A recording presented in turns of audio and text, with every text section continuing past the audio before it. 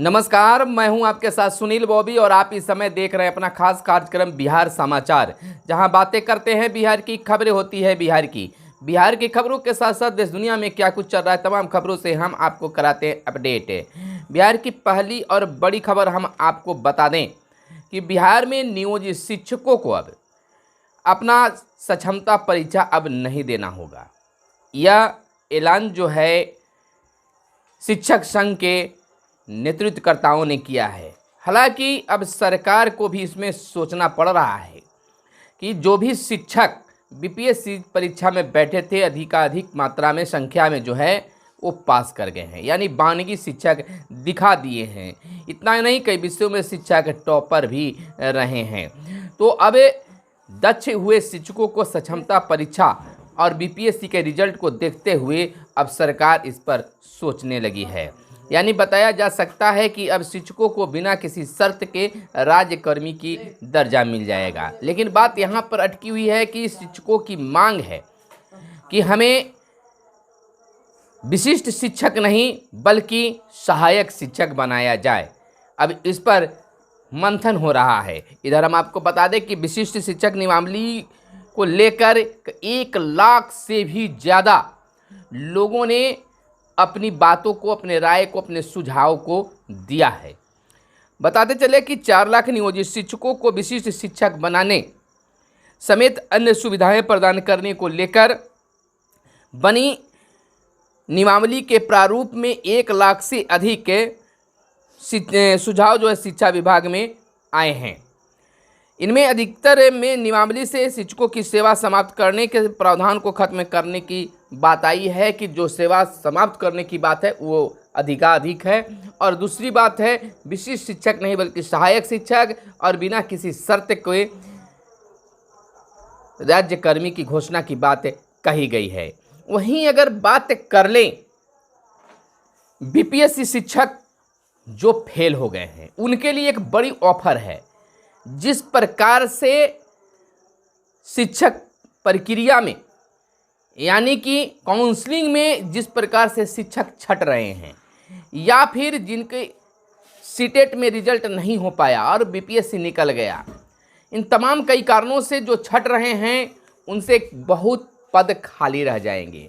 अब सरकार और विभाग या बीपीएससी के पास में यह एक ऑप्शन है कि जो सीट पर बहाली लेनी है वो खाली रह जाएगा। इसको लेकर अब बहुत ही शुभ समाचार है वैसे कैंडिडेट के लिए जो 1, 2 नंबर, 5 नंबर, 10 नंबर से पीछे रह गए हैं। उनके लिए एक सुपर चांस मिलने जा रहा है या मिल सकता है कि सेकेंड सीट यानी सेकेंड लिस्ट जारी हो। तो अभी से ही आप भरोसा मत हारिए। निश्चित तौर पर हम कह सकते हैं कि सेकेंड सूची जो है यानी दूसरी सूची जो है जारी हो सकता है।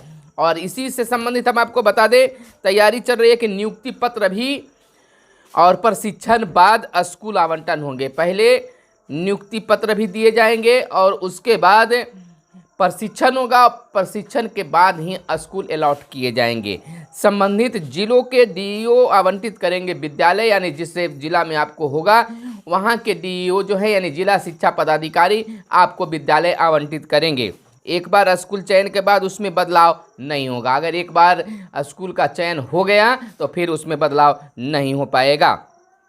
इधर बीपीएससी रैंक के अनुसार मिलेगा स्कूल। अब कैसा स्कूल चाहिए आपको, जितना रैंक आया है उसके अनुसार ही आपको स्कूल भी मिल सकता है।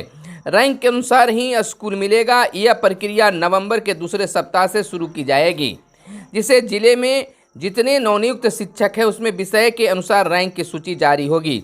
उसी के अनुसार जिला स्तर पर उन्हें स्कूल आवंटन के लिए बुलाया जाएगा। हर दिन विषयवार शिक्षकों को बुलाया जाएगा और फिर उन्हें विद्यालय आवंटित किए जाएंगे। इधर हम आपको बता दें कि बिहार के वार्ड सदस्यों के लिए भी दीपावली, छठ और दुर्गा पूजा इसके बीच अब ऑफर ही ऑफर आ रहे हैं। जैसे वार्ड सदस्यों के लिए नल जल को लेकर दशहरा से पहले राशि जारी करने की बात सरकार बना ली है। मन जाने भी शुरू हो गए हैं। जिस प्रकार से मुखिया के पावर को कुछ नीचा किया गया है उसी प्रकार से वार्ड सदस्यों को भी बढ़ावा मिल रहा है। यानी कि जो आपकी मांगे हैं सरकार के कानों तक पहुंच गई है और विचार भी होने लगा है। यानी कि अब छठ तक हम कह सकते हैं कि आपके लिए सुनहरा अवसर रहेगा। जैसा कि आप जानते हैं कि बिहार सरकार का यह भी कहना है कि जो बिरड्डा के द्वारा लाइटें लगानी थी वह वार्ड सदस्य के देख रेख में लगाया जाएगा और काम भी शुरू हो गया है। अब कंपनी के द्वारा हर जगह जो है माल गिरना यानी कि लाइट आना शुरू हो गया है। इधर हम आपको बता दें कि जो पंचायत सरकार भवन बननी है 2024 तक कंप्लीट कर देना है, जिसमें वार्ड सदस्यों की और मुखिया दोनों की भूमिका होगी।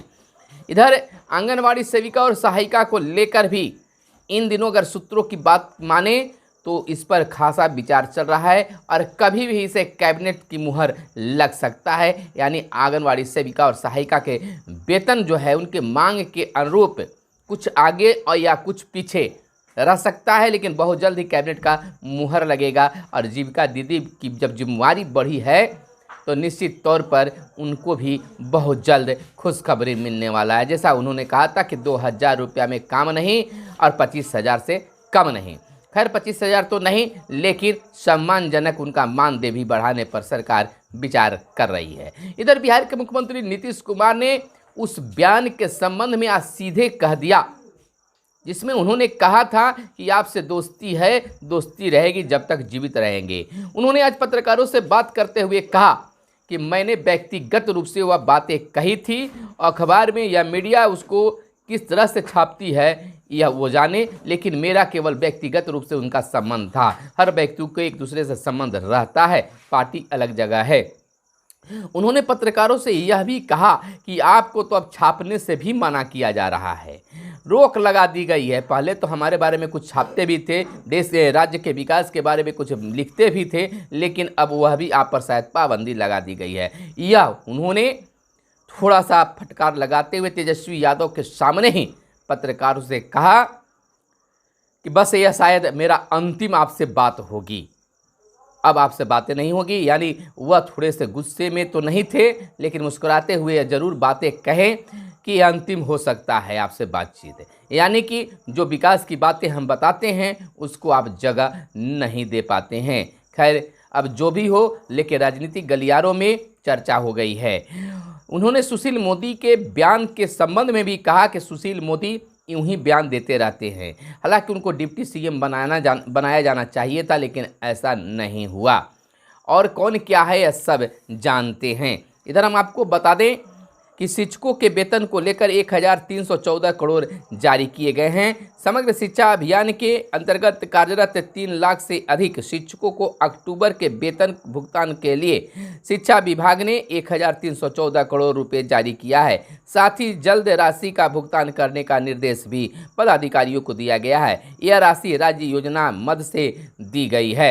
इधर हम आपको बताते चले कि पूजा यानी कि जिस प्रकार से माँ दुर्गा की आराधना हो रही है, पूजा पंडाल को सजाया गया है, भीड़ अच्छी खासी होने लगी है और कल और परसों ज़्यादा भीड़ होगी।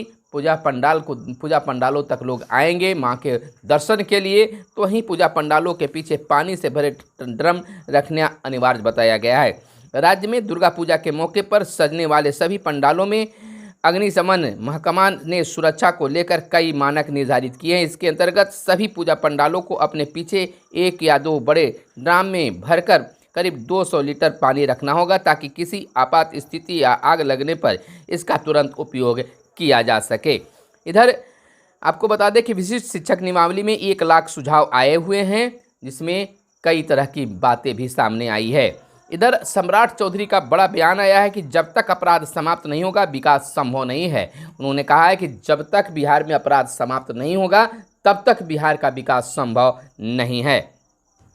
इधर आपको बताते चले कि जल संसाधन मंत्री संजय झा ने कहा है जल संसाधन मंत्री ने कहा है कि जल संसाधन मंत्री संजय झा ने बाढ़ अवधि में बेहतर काम करने के लिए विभाग की तारीफ की। उन्होंने कहा कि तत्परता से किए जा रहे कार्यों तथा मानसून सीजन में 24 घंटे हाई अलर्ट का सुपरिणाम है कि इस साल अगस्त माह में कोसी नदी में जल स्राव का पिछले 33 वर्षों का रिकॉर्ड टूटने के बाद भी हम उत्तर बिहार को बाढ़ की तबाही से बचाने में सफल रहें। इधर हम आपको बताते चलें कि ललन सिंह का फिर एक बड़ा बयान आया है। उन्होंने कहा है कि भाजपा मुक्त देश नीतीश कुमार का लक्ष्य, मोतिहारी में दिए बयान पर कोई मायने निकालने का ज़रूरत नहीं है। यानी मोतिहारी में जो दोस्ती वाली बात बताई गई थी उस पर कहा गया है कि निश्चित तौर पर उसका कोई अलग मायने नहीं लगाया जाए। इधर मंत्री का दावा है कि भाजपाइयों के आग्रह पर सीएम ने आवास नहीं खाली कराया। इधर सीएम ने निधन पर शोक व्यक्त किया है। यानी मुख्यमंत्री नीतीश कुमार ने केरल उच्च न्यायालय के पूर्व मुख्य न्यायाधीश उदय प्रताप सिंह के निधन पर गहरी शोक संवेदना व्यक्त की है। इधर पूर्व मुख्य न्यायाधीश उदय प्रताप सिंह का निधन हुआ है।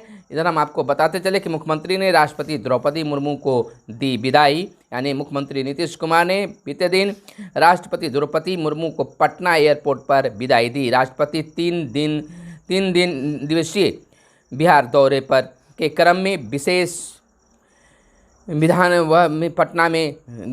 पटना व गया के लिए रवाना होते हुए हुआ और आपदा से बचाव को बेहतर ढंग से काम करे, सीएम ने कहा है। और इधर बता दें कि किसानों को बाजार से जोड़ने को विकसित होंगे अब हाट और बाजार। और राष्ट्रपति ने राजभवन में किया पौधारोपण।